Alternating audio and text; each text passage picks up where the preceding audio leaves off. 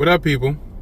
Welcome to another installment of Mike Steph's WrestleMania Memories. We are currently up to WrestleMania 20. The tagline for WrestleMania 20 was as follows: "It all begins again." We had numerous matches that, when you look back at it, had historical significance. But at the time, I'm not gonna lie, I was hyped for this WrestleMania. This WrestleMania was headlined by a triple threat main event for the World Heavyweight Championship. Coincidentally, do you know that for the most part, when Triple H was the World Heavyweight Champion, not the WWE Champion, but the World Heavyweight Champion, 9 times out of 10, that got top billing? And at WrestleMania, for the World Heavyweight Championship to receive top billing over your company's title, your original company's title, the WWE Championship, says a lot. It says a lot for the era that we're about to embark on. This is 2004. This is the era of evolution. The Temu version of the Four Horsemen, with the Legend Killer, or the soon-to-be Legend Killer, Randy Orton, the Animal, Batista, the Game, Triple H, the Nature Boy, Ric Flair. Evolution was in full effect at WrestleMania 20. You had the handicap match, 3-on-2 match, with Batista, Randy Orton, and Nature Boy Ric Flair versus the returning Rock and Sock Connection due to the feud between Randy Orton and Mick Foley. Mick Foley had returned in 2003 in some capacity. He was a special guest referee at a Hell in a Cell versus, with Triple H and Kevin Nash, who made his return. And he quickly drew the ire of Evolution. He quickly drew the ire of Randy Orton. Randy Orton was out to make a name for himself, and he figured, well, the first legend I'm going to kill the legend of Mick Foley. And then, being the fact it was 4 against 1, 3 against 1, he recruited the services of the returning The Rock. And The Rock came looking un-Rock-like with a little goatee, no muscle mass, but he came back to save his friend. One of the other matches that were highly anticipated at the time was the match between Brock Lesnar and Goldberg.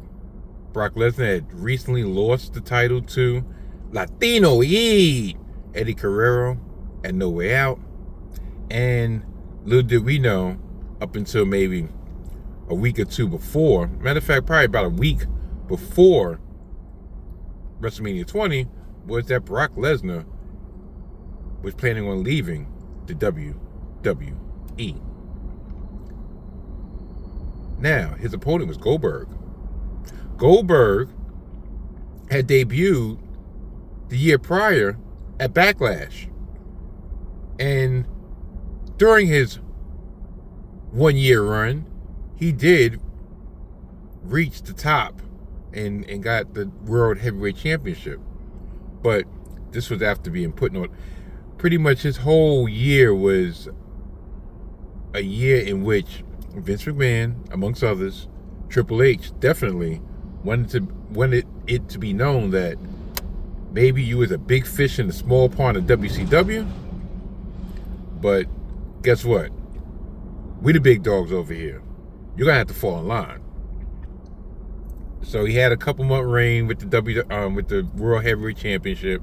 He lost it back to Triple H at the end of the year, and then they had a confrontation at the Royal Rumble, Brock Lesnar and Goldberg, in which I believe they interfered in each other's matches.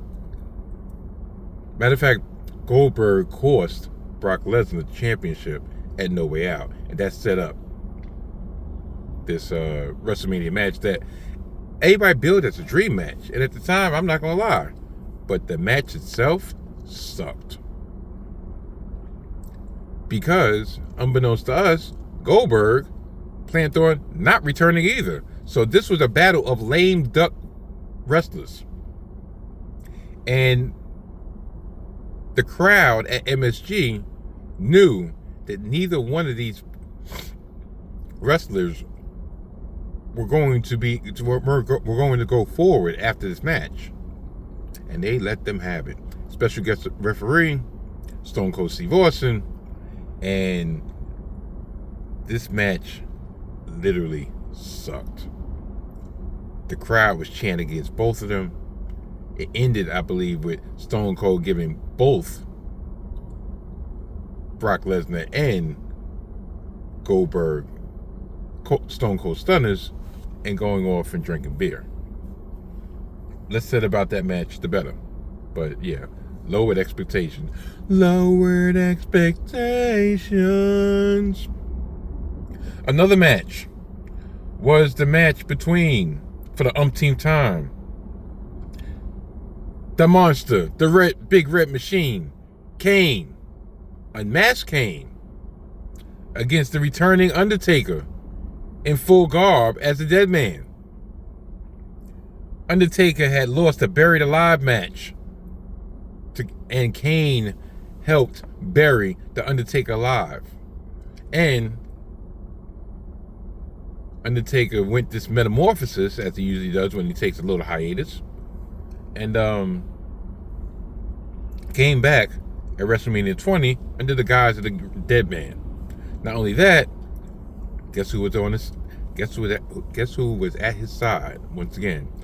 Oh yes, Brawl and Bearer, my Undertaker will rise.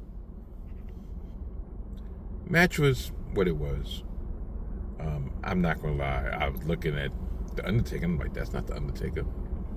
The Undertaker didn't have a chance to grow his hair back out, so it was like barely to his shoulders. He still looked like the American Badass, except that he had a trench coat and a hat. Yeah, bootleg dead man until he really started embracing the dark side once again. Another match on the card, and like I said, this is off memory.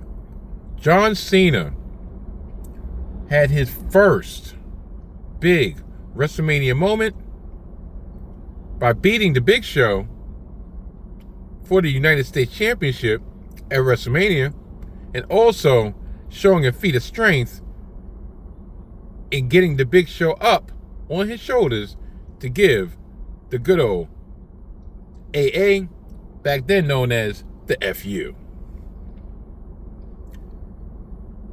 The garden went wild. This was the beginning of the ascent of John Cena that we still have to deal with 21 years later. But this is back when he was actually somewhat cool, when he was still the doctor of thugonomics.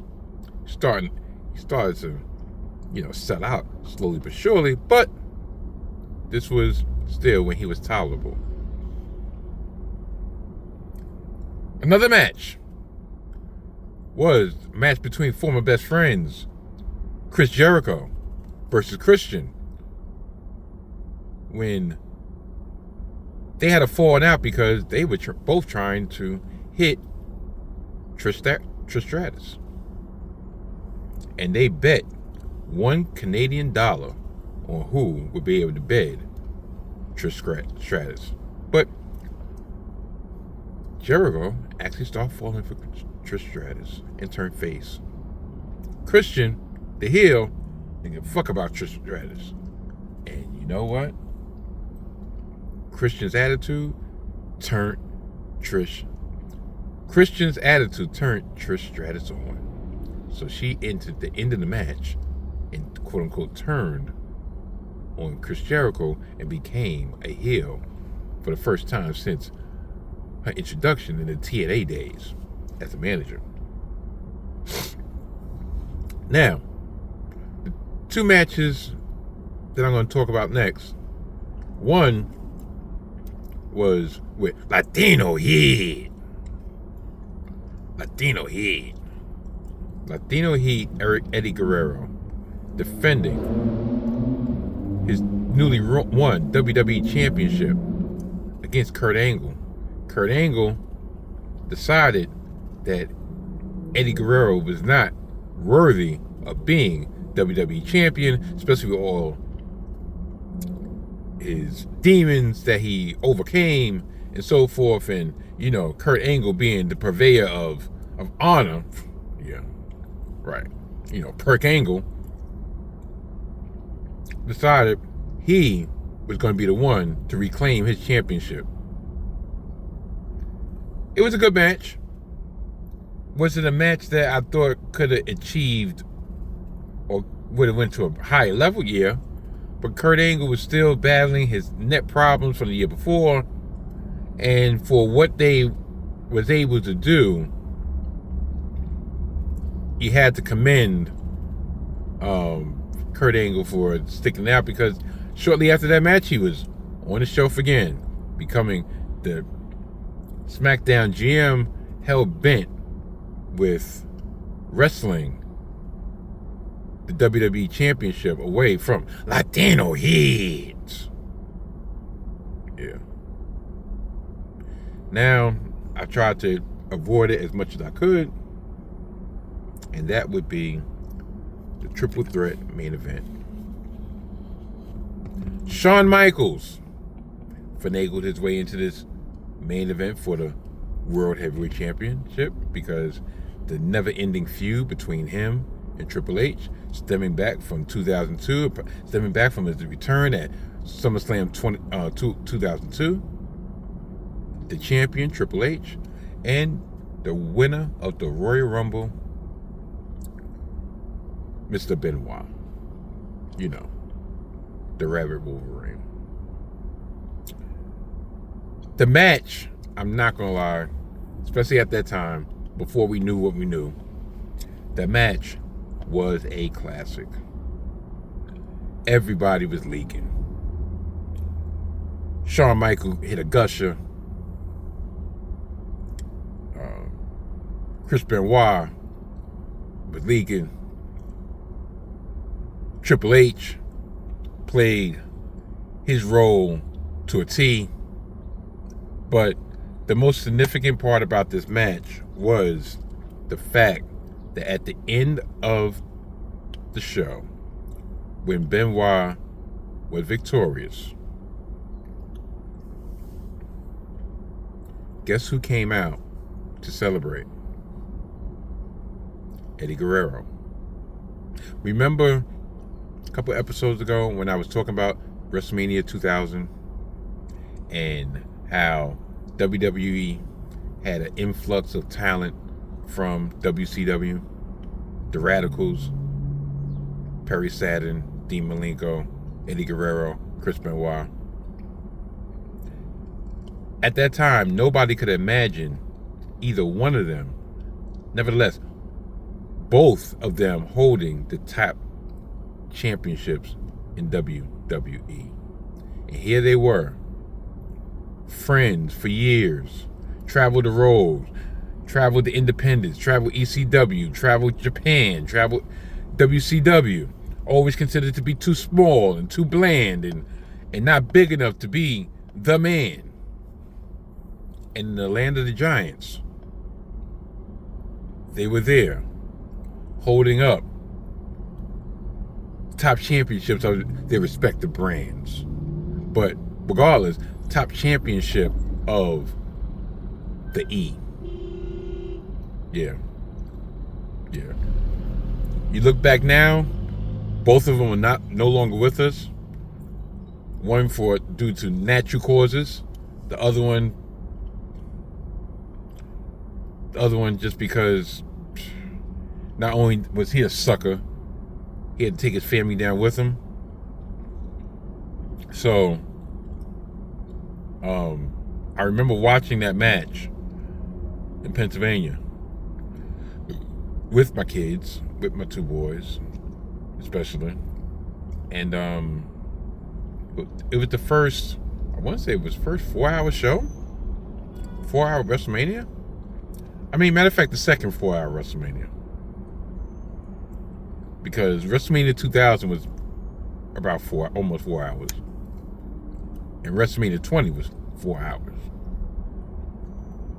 I mean, you had Ivory versus, no. You had Victoria versus